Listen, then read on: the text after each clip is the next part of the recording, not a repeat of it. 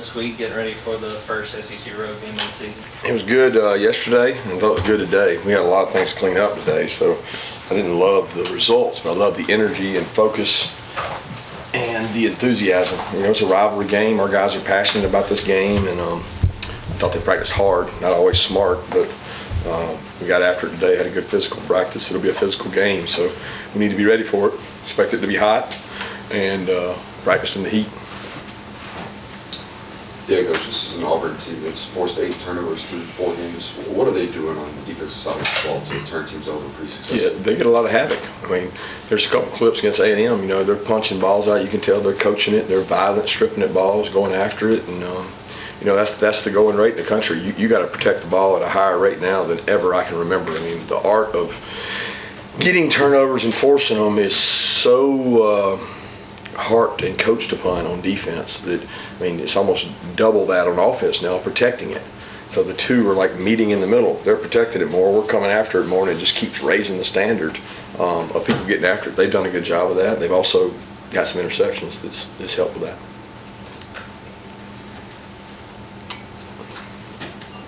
Kirby, what are the chances you think Ladd might be able to play Saturday? Don't know. He did some things today. He got to practice. He didn't do much Monday. He ran routes and caught balls, and then today he got in plays and ran routes. And I saw him some, but I didn't get to see enough to really judge it. I'm going to go watch the tape of the periods I wasn't over there with him and see what he looks like. We're just trying to progress him back slowly, whether it's this week in a role or whether it's you know, the future. Not trying to rush him back.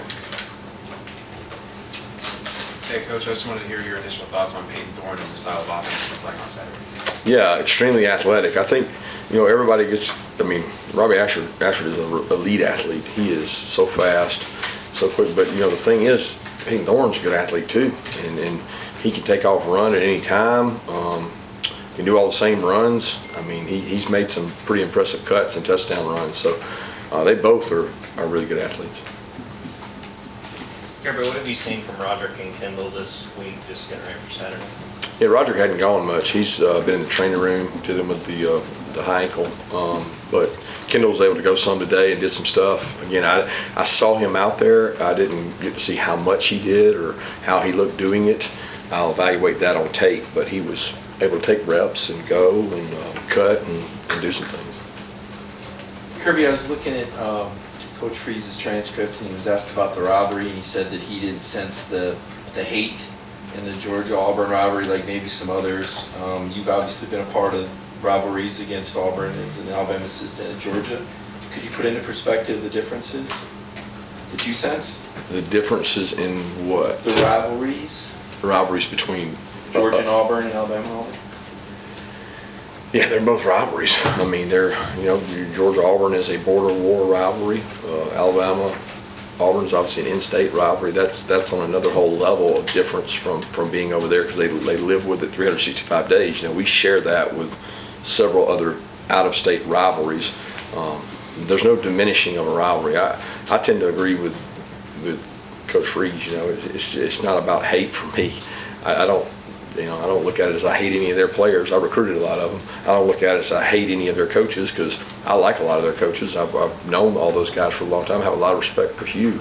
I look at it as a hell of a fierce rivalry, and that's really why you do this business. Like why you get in this business is to play in these type games in this type atmosphere. You know, fan bases may not like to hear that because they like to hate each other. There's not a lot of difference in our fans and their fans a lot of times. I mean, in terms of where they're from, that kind of thing. Our players are similar to their players. So I have respect for them, not hate. Coach, is this an offense that's still being added to and developed, or are you guys fully installed at this point? I don't know how to answer that, Brooks. I mean, you're never fully installed, ever. Like, if you say you're fully installed, you're saying that you can't get better, you can't do anything else.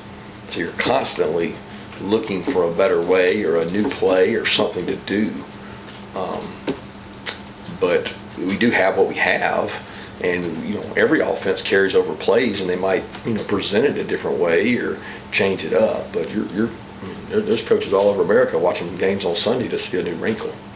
Not necessarily a trick play, just a different way to do the same thing. Kirby analytics question. You mentioned explosive play margin the other night. First off, is your all's definition 12 run, 16 pass? And secondly, how important is the defensive end of that to your all's success the last few years? Well, I'm embarrassed to say I don't actually know the number. I think it was 15 and 20, 15 run, 20 pass, but we changed it over the last couple of years because we had what we called big play that was 12 and 15, and then we had explosive play that was 15 and 20, and people tend to slant those whichever one's more favorable to them. Meaning if you have a bunch of that fit in the medium area, kind of in between those two borders, then you say, hey, we had the most big plays. Or you say, hey, we had the most explosive plays. So coaches all across the country kind of tilt that. And when we do a stat, one of our quality control guys does it, it's, I want to say it's 15 and 20, but I can't verify that. But it's differential more than anything. So we're not even leading the SEC in differential. The way we do ours, Kentucky actually is. We've given up slightly fewer than them, but they've gotten slightly more than us. So the differential is just like 1 or 2 ahead. And last year we were second almost the whole year to Ole Miss because of all the explosives they've had. So Ole Miss is actually the one that sent the chart to us, and I kind of fell in love with it because it showed a greater indicator of who won and lost than turnover margin. But I can't answer your question on the exact number of yards. Yeah, just curious about the status of Javon and Michael so far through practice this week. Yeah, Michael did some exercise today and felt better. Hoping he'll be able to go. Don't know that yet. Probably know more tomorrow. Javon was able to do more today. He felt the best he had. He did walkthroughs. He ran on the side. He did some scout period stuff. Didn't go on good stuff. But again, those guys are going to be probably really close, right there with Ladd and Kendall. So it could be into the weekend before we know. Kirby, I know you got this down to a science in terms of the game days and whatnot. Are the game days in terms of the time elements for meetings the same on the road as they would be for the home game when the team meets, all that for 3:30 kick? They would be, with the exception of traveling to the game site. So obviously here, we travel to the game site and we're 15 minutes away or whatever, like really close. In these towns we play in, sometimes you don't stay in the town. So if the travel from where you stay to where you're going dictates you have to move things up, because we stay in Montgomery, so we can't click our heels together and appear in Auburn. It takes an hour. So then sometimes we have to move our time markers, I call them, up some. Just 40? Is it kind of just 45 minutes up across the board kind of deal, or not necessarily? Well, I mean, their traffic it's been tough getting from there to the game because of game day traffic. We get escorted through it, but sometimes we found it takes a little longer than normal, so we have to move things based on our history of what that travel took 2 years ago. Yeah, Kirby, you said the other night that Warren Brinson's work ethic has gotten a lot better since he's been here. Just how much really has he grown, especially over the past year or two, to really kind of carve out a role for himself on that defensive line? He's worked hard. He's had more opportunities. He's trained behind some really good football players that are gone, and he's developed. He's gotten tougher. He's gotten more physical. He's gotten stronger. He's more disciplined. So he's improved. And when he plays within the scheme of things, he's pretty athletic and twitchy. But he has to do that first and play hard and play more snaps. I mean, he's got to play more snaps than he's ever played, so that's important. Kirby, we'll have a chance to talk to Dan in a little bit. What do you think of the job he has done these last couple of games, stepping in, getting in some more reps with Javon now? Oh, he's done good. Dan, when he's been healthy, he's played really well. He played a dime role, I guess, 2 years ago, and then last year, he dealt with the injury most of the year, and that was really frustrating for him, set him back. He's just now, to me, getting back to his old play speed. He can run. So Dan has good speed. He has good eyes. He understands our defense and recognizes things. So I was really proud of him the other night. I thought he played well. And, if Javon can't go, we'll need him to play well again. Kirby, what was your impressions of Michael Morris the other day? What did he give you guys? He did a good job. He came in there and gave those guys a rotational blow, and I think that's important when it's hot and you're playing early fall. He jumped in there and competed and played, and he's really physical. he has a different presence than the other guards at times. He has some strengths they don't have, and he has some weaknesses that they don't have, and we have to measure those within each game and see what we need.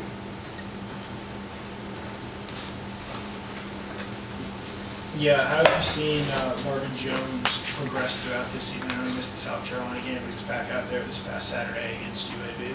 Yeah, he has gotten better. I thought he had a good week of practice this week so far. He was crushed when he didn't get to play that game, and he's recovered from all that. And I think he's getting better, and he understands our defense in terms of knowledge and system. And there's a lot of those guys in that room are young and new. He's been able to grasp that and have a feel for things. So I'm hoping he comes along and starts making some plays. Kind of along the line of explosives, Carson, I think, had 3 or 4 deep balls open, and I think there was a drop there and a couple that he wasn't unable to hit. I believe he connected on another one. What's the expectation there? I know, an NFL quarterback to an open receiver, he's expected to hit that guy every time. What's reasonable to expect in that, and how do you think Carson is at it? Because obviously you guys have some dudes who can get behind the defense. Yeah, I think he's done a good job. I mean, we had the one drop. I hated it for Aaron. He works really hard on it. He spends extra time after practice. He's probably out there now doing it because he had an opportunity to grab it. He probably overthrew Jackson a little bit, but Jackson will tell you he didn't extend the play probably like the other guys did. It's different timing with different receivers, and probably put too much air under it instead of hitting him right on stride. But I think he's done really well with the deep balls. I mean, I really do. I don't listen to the noise out there. I think we've missed a couple because they've been covered. He's overthrown a couple, but a lot of that is the aim and are we leading the receiver to the open grass, or are we throwing it to a landmark? And there's difference in the two. And sometimes it's quarterback, sometimes it's the receiver, but we'll continue, if we can run the ball well, to have opportunities to take shots down the field. Let's take 2 more questions.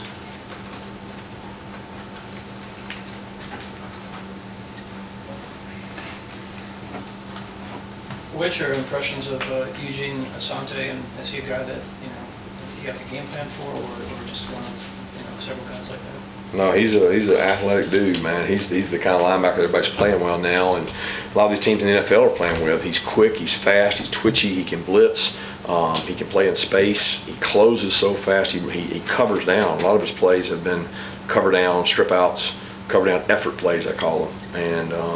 And we showed our guys him, and then we showed the scout linebackers how hard this guy plays. And Coach Searles was with him there at North Carolina, and he's played really well this year. So he's a force.